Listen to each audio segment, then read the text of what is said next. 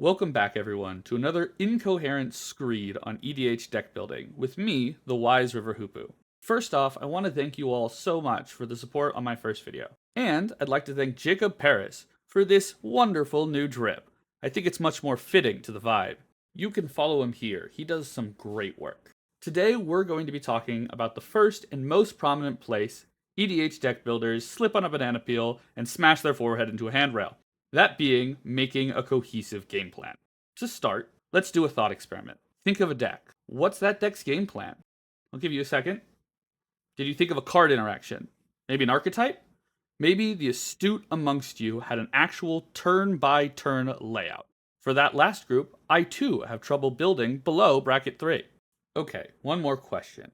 How much of your deck is directly related to that plan? Not stuff that kinda works, or some side plan, but directly is justified in your deck as does the thing. If you're having trouble answering either of these questions, then you probably have a deck that's suffering from a poorly realized game plan.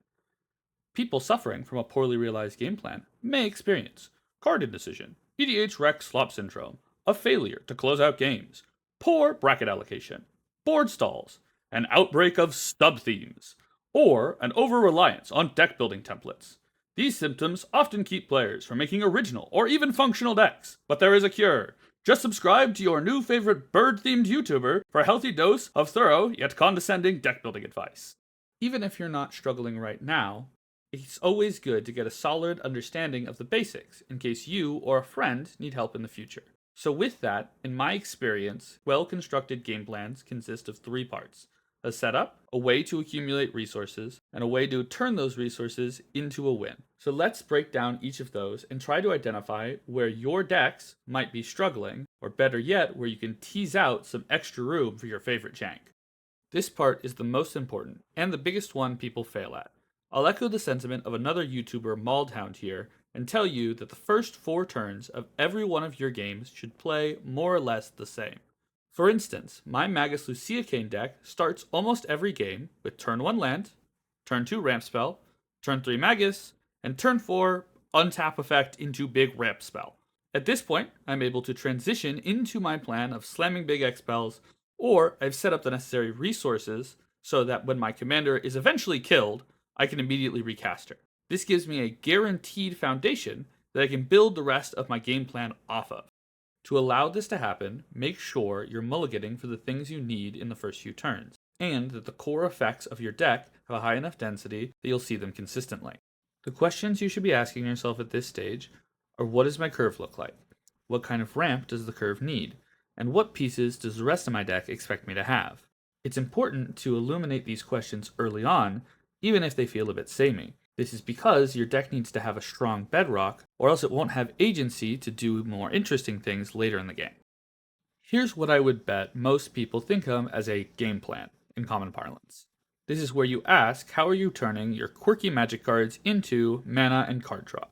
You don't absolutely need both of these, but if you're going to be sacrificing them, you want to be compensating in other ways. For instance, you might not need mana because you're just trying to play a bunch of low efficiency spells and grab an early advantage on damage. Or you don't need draw because you're slamming 1, maybe 2 massive spells a turn, so the extra draw would just rot in your hand. Overall, the ratios of these will depend on what your intended deck is supposed to be good at, but you need to dedicate brain power to considering both of them deeply. Most importantly, you should be keeping it to 1 or 2 answers. More than that, and your deck is going to have too many things it's doing, and they'll start having games where it just fails to cohesively assemble anything. To keep a consistent example, the aforementioned Magus Luciacane deck leverages not only untap effects for its mana, but it also abuses X-cost ramp spells to get more value than intended. It also realizes its card advantage through X-draw spells and, mostly, with Garruk's Uprising style effects, allowing it to gain cards off of deploying its X-cost creatures that allow it to also pressure its opponent's life totals that are all multiplied by its untap effects. Notice how all of these ideas revolve around 2 central concepts, untaps and X-spells. However, if you look at Magus Luciacane's EDH Rec page, you'll see that people often also build around her counter ability. I intentionally avoided doing this, as it would create the problem that in some games I'd see untap effects and in other games I'd see counter cards. And while I like Fathom Mage as much as the next guy, the decks where I see him are going to be far less powerful than the ones that I see Kyora's follower. This is what I would call a deck being inconsistent. For a bit of a preachy aside, some of you might not see this as a bad thing, maybe even fun, like a slot machine. I would respond that this misunderstanding is actually one of the primary culprits of what people perceive as pub stopping. Let's consider trying to find a pod for the two inconsistent versions of my Magus Lucia Kane deck. We will do this by showing some actual gameplay, where I'm going to change two draws. One, I'm going to draw Hardened Scales and Arwen Weaver of Hope, versus another where I draw Kyora's Follower and Mage Right Stone. In the counters game, I get a turn 1 Hardened Scales into a turn 3 Arwen. Turn 4, I get a Magus Lucia Kane, who gets 2 counters from the Arwen, and then that Magus puts 2 counters onto the Arwen. Turn 5, we start to get going. Open the Way, copied with Magus, gets us 8 lands, and I put 2 more counters on the Arwen.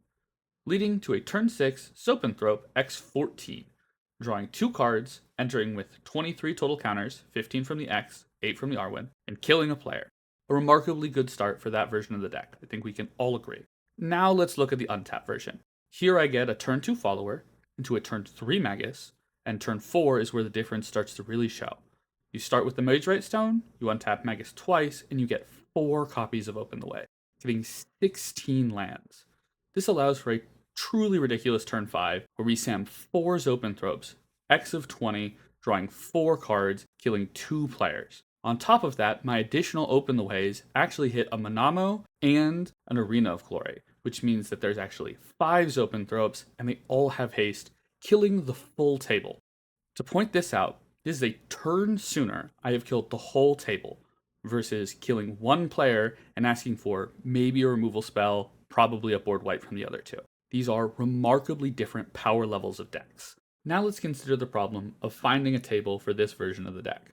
If I get one that's comfortable with the counters plan, and I draw the untap effects, I will curb stomp them. And then there will be a whole Reddit thread about how the bracket system is broken, and I lied about my deck, and everyone's feelings will be hurt all around. While if I size up the ceiling of my deck, and then I only draw these cutesy counter cards, I'm gonna die before I have the chance to even do anything. I might even feel pump stomped. After all, I communicated the abilities of my deck, but I couldn't even compete. I hope this illustrates the problem with these slot machine decks. Doesn't mean you can't build decks that play differently between their different draws, just that it's important that each game with your deck is in roughly the same power level. And that's why we should ban Sol Ring. Anyways, aside over. While definitionally this is the last stage of the game, all too often I find it's the last stage people think about as well. When I have discussed it with them, I've sensed their responses falling into several select buckets that all plot along this curve. I've categorized them into archetype players, engine players, deliberate players, and combo players. These different buckets usually have different issues that need to be addressed, so we're going to talk about them individually. Let's first talk about archetype players. This is the group I think most new deck builders fall into.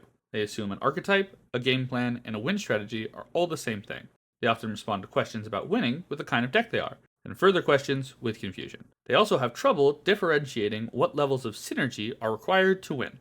A good comparison to highlight this problem is Zulaport Cutthroat versus Blood Artist. Archetype players often see these both as 2 mana aristocrats payoffs, and many have been confused why I run the former, but almost never the latter. The line of thought I have found they rarely consider in detail is how well each of these cards individually wins the game.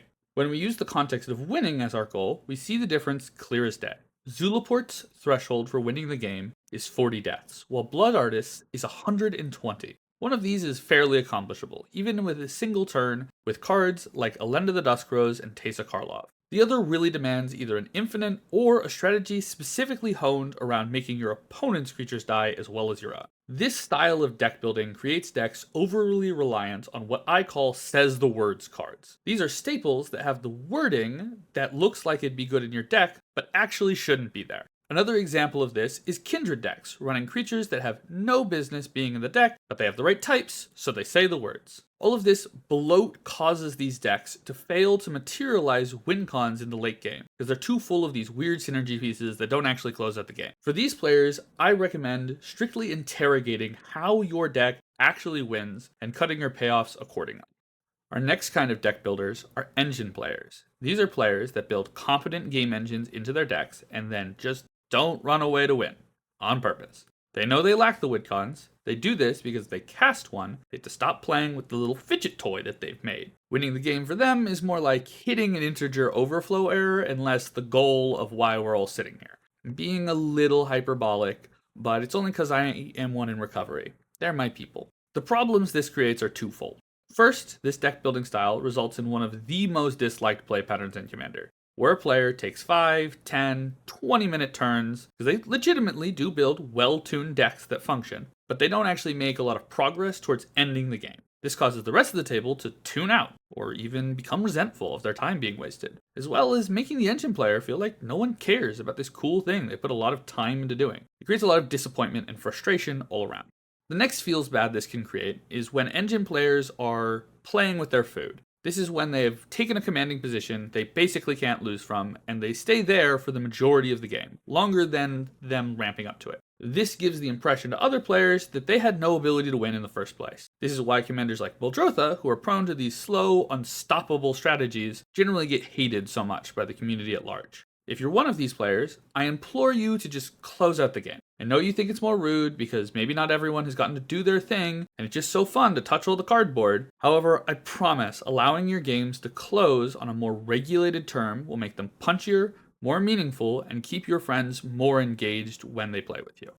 After them, we have what I call the deliberate players. This group is kind of the most broad, but I think they're the ones who really embraced the bracket system when it came out. Deliberate players understand that downward pressure on people's life totals is as important to generate as keeping track of mana or card draw. They will approach the problem of winning by either building out their resources like an engine player and then adding the payoffs to the deck at whatever density they feel creates the game pace they're looking for, or they'll integrate their payoffs into their build-up, so their game plan naturally accumulates advantage on all fronts, creating games that come to a natural climactic build. A card that outlines this strategy well, for me, is Defiler Vigor, as it simultaneously ramps you, grows your field, and incentivizes to deploy things like dorks and other synergy pieces.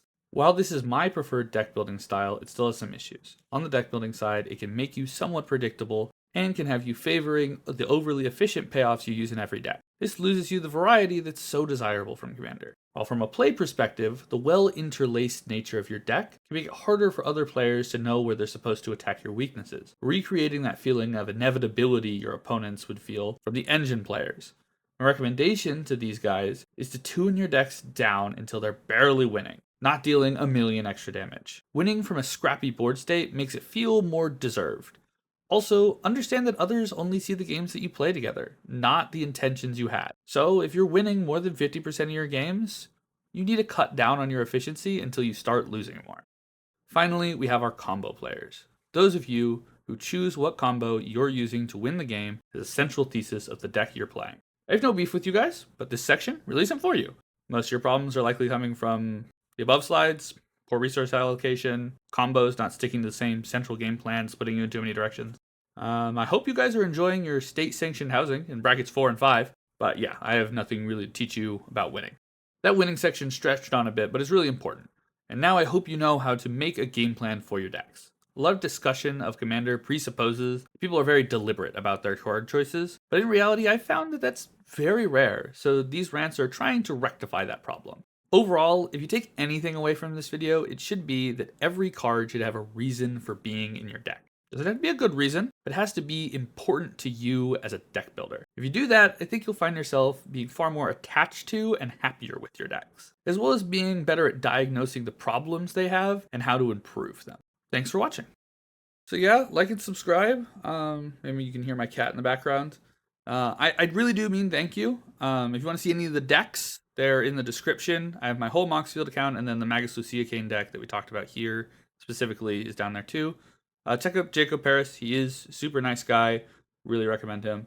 And yeah, the main thing I hope these videos get across is helping you build the deck in the way you want to build it. If you want bad cards, run bad cards, man. But just make sure that that's what you're doing on purpose. That's my main thing, is about reflection and understanding how your deck works and how it expresses yourself. That's what's important to me. And yeah, I hope that this is helping with that. And bye.